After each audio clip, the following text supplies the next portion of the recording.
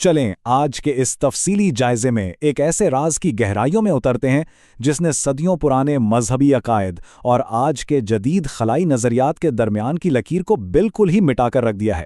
اس ساری گفتگو کا مرکز ایک ایسی پراسرار دنیا ہے جسے جبل کاف کہا جاتا ہے۔ یہ ایک ایسا موضوع ہے جہاں حقیقت اور افسانے کے رنگ اس طرح آپس میں ملتے ہیں کہ انہیں الگ کرنا لگ بھگ ناممکن سا ہو جاتا ہے۔ اصلی متن کی یہ سحر انگیز لائن اس غیبی دنیا کے ماحول کی بالکل درست عکاسی کرتی ہے۔ ذرا تصور کیا جائے، ایک ایسی جگہ جہاں آج تک کسی انسان کا قدم نہیں پڑا، کسی پرندے نے پر نہیں مارا، جہاں ایسا لگتا ہے جیسے وقت رک گیا ہو اور سچائی نے دھند کی چادر اوڑھ رکھی ہو۔ یہ کوئی عام کہانی نہیں ہے، بلکہ ایک ایسی دنیا کا خاکہ ہے جو انسانی حواس اور پہنچ سے بالکل ہی باہر ہے۔ اس تعریف میں جو بات واقعی سب سے زیادہ چونکا دینے والی ہے نا، وہ یہ ہے کہ جبل کاف کو محض ایک عام سی جگہ نہیں سمجھا جاتا۔ اسے تمام پہاڑی سلسلوں کی ماں اور اس زمین کو اپنی جگہ پر قائم رکھنے والا ایک بنیادی لنگر قرار دیا گیا ہے۔ ایک ایسی اندیکھی جگہ جہاں بے حد پراسرار اور طاقتور ہستیاں آباد ہیں۔ اب ذرا اس کی ساخت اور ان قدیم روایات پر نظر ڈالتے ہیں اور دیکھتے ہیں کہ پرانے وقتوں کے دانشوروں نے اس دیو ہیکل ڈھانچے کو کس طرح بیان کیا ہے۔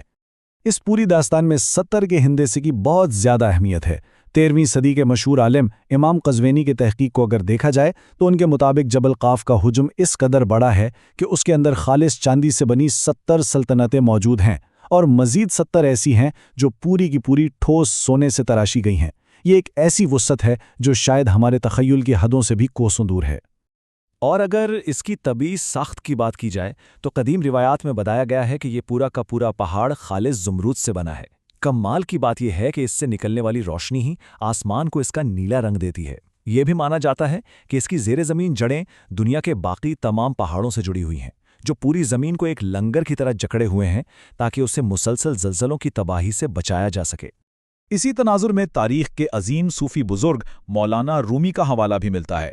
ان کے مطابق عظیم فاتح ذوالقرنین نے اپنے طویل سفر کے دوران اس زمرد کے پہاڑ تک رسائی حاصل کر لی تھی، اور پتہ ہے انہوں نے وہاں کیا دیکھا؟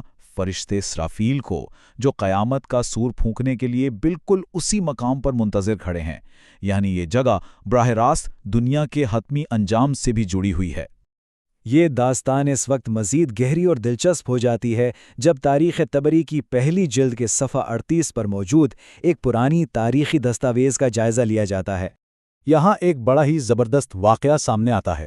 ہوا کچھ یوں کہ جب یہودی علماء کے ایک وفد نے نبوت کو پرکھنے کے لیے تورات سے نکالے گئے 28 مشکل سوالات پیش کیے، تو جواب میں جبل قاف کے جغرافیے اور اس کی ساخت کی جو باریک تفصیلات بتائی گئیں، انہوں نے ان شکی علماء کو بھی مکمل طور پر ششدر کر دیا۔ انہی حوالوں میں پہاڑ کی سرحدوں کے پاس 2 انتہائی وسیع زمرد سے سجے ہوئے شہروں کا ذکر ہے، مشرق میں قبلیکا اور مغرب میں قبلیسا۔ ان شہروں کی وسعت کا اندازہ اس بات سے لگایا جا سکتا ہے کہ ان میں سے ہر ایک شہر تقریباً 5,500 کلومیٹر لمبا اور اتنا ہی چوڑا ہے۔ واقعی یہ ایک ناقابل یقین حد تک بڑا علاقہ ہے۔ اور جب حضرت علی کے مزید پوچھنے پر اس جگہ کا نقشہ کھینچا گیا تو وہ اور بھی حیران کن تھا۔ بتایا گیا کہ وہاں تک پہنچنے کا سفر 4 مہینے کے مکمل اندھیرے پر مشتمل ہے۔ دفاع کا عالم یہ ہے کہ ہر شہر کے 1000 دروازے ہیں اور ہر دروازے پر 1000 مسلح سپاہیوں کا پہرا ہے۔ وہاں سورج یا چاند جیسی کوئی روشنی نہیں ہے، بلکہ ہر طرف پہاڑ کے زمرد کی اپنی ہی چمک پھیلی ہوئی ہے۔ اچھا، ان شہروں میں رہنے والوں کی نوعیت تو بالکل ہی الگ ہے۔ یہ ایک ایسی قدیم اور دیوی کائے آبادی ہے جسے زندہ رہنے کے لیے نہ کھانے کی ضرورت ہے، نہ پانی کی، اور نہ ہی کپڑوں کی۔ یہ سب مرد ہیں جو فرشتوں کی طرح ہمہ وقت عبادت میں مگن رہتے ہیں۔ انہیں تو انسانوں یا شیطان کے وجود تک کا نہیں پتا، بس ایک پرانی خاندانی دشمنی ہے جس کی وجہ سے وہ ہر وقت سخت پہرے میں رہتے ہیں۔ پرانی کتابوں میں یہ بھی لکھا ہے کہ شب معراج کے دوران اس آبادی تک پیغام پہنچایا گیا، لیکن اس سے بھی زیادہ حیران کر دینے والی بات یہ ہے کہ کہا جاتا ہے حضرت ہود کے دور کے 3 انسانوں نے واقعی اس تنہا اور پوشیدہ دنیا تک رسائی حاصل کر لی تھی، اور وہ وہیں کے ہو کر رہ گئے۔ یہ چیز اس پراسرار دنیا کا انسانیت کے ساتھ ایک بہت ہی انوکھا تعلق قائم کرتی ہے۔ خیر، اب ذرا بات کا رخ موڑتے ہیں اور دیکھتے ہیں کہ پوشیدہ طاقتور ہستیوں کی ان قدیم داستانوں کو آج کے جدید دور میں کس طرح سے دیکھا جا رہا ہے۔ آج کل کے نظریہ دان تیزی سے ان پرانی باتوں اور موجودہ دور کے واقعات کو آپس میں جوڑ رہے ہیں۔ یہ سوچ پروان چڑھ رہی ہے کہ قدیم زمانوں میں جنہیں جنات یا پوشیدہ دروازوں سے آنے والی مخلوق سمجھا جاتا تھا، ہو سکتا ہے کہ آج کل آسمانوں میں نظر آنے والے وہ نامعلوم اڑن تشتریوں یا UFOs کے واقعات دراصل انہی ہستیوں کی سرگرمیاں ہوں جنہیں آج کی زبان میں ہم خلائی مخلوق کہہ دیتے ہیں۔ کچھ محققین جیسے علی رضا درخان تو یہاں تک دلیل دیتے ہیں کہ یہ UFOs دراصل جنات کی بنائی ہوئی جدید سواریاں ہیں جن کی ٹیکنالوجی ان کے پاس حضرت سلیمان کے دور سے ہے۔ دوسری طرف احمد ہلوسی جیسے مفکرین خبردار کرتے ہیں کہ یہ خلائی مخلوق کا بحروپ محض انسانوں کو دھوکہ دینے کے لیے ہے، جبکہ مشہور صوفی ابن عربی کا تو ماننا تھا کہ آخری دور میں انسانوں اور جنات کا بالکل آمنے سامنے رابطہ ہوگا۔ اور یہ سب ہمیں اس جائزے کے سب سے بڑے سوال کی طرف لے آتا ہے۔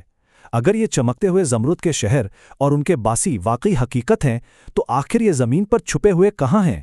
روایات میں جو 4 مہینے کے مکمل اندھیرے کی شرط ہے وہ کئی سمتوں کی طرف اشارہ کرتی ہے۔ کچھ کی توجہ گہرے نامعلوم خلا کی طرف جاتی ہے، جبکہ دوسرے انٹارکٹیکا کی تاریک اور جمانے والی سرد گہرائیوں کی طرف اشارہ کرتے ہیں جہاں واقعی طویل عرصے تک سورج نہیں نکلتا، اور کچھ تو اسے اٹلانٹس جیسے گمشدہ براعظم سے بھی جوڑ کر دیکھتے ہیں۔ اس سلسلے میں ایک بہت ہی چونکا دینے والی بات امریکی نیوی کے ایڈمرل رچرڈ برڈ کی ذاتی ڈائری سے ملتی ہے۔ انہوں نے دعویٰ کیا تھا کہ انٹارکٹیکا کی برف کے بالکل اندرونی حصے میں اڑان کے دوران انہوں نے ایک ایسا علاقہ دیکھا جس کا وہاں ہونا ناممکن تھا۔ انہوں نے وہاں سرسبز زمین، عجیب و غریب درختوں اور بالکل ہی نامعلوم مخلوقات کا ذکر کیا جو اس سارے راز کو ایک اوری سطح پر لے جاتا ہے۔ تو اس سب پر غور کرنے کے بعد ایک سوال ہر ذہن میں ضرور گونجتا ہے۔ جب قدیم زمرد کے قلعوں اور آج کے ان پر اسرار فضائی واقعات کے درمیان اتنی حیرت انگیز مماثلت موجود ہے، تو کیا جبل کاف واقعی دنیا کے نقشے پر کوئی ایسی چھپی ہوئی جگہ ہے جس کی کھوج ابھی باقی ہے، یا پھر یہ انسانی سوچ سے پرے کسی بالکل ہی مختلف اور غیبی حقیقت کا کوئی دروازہ ہے؟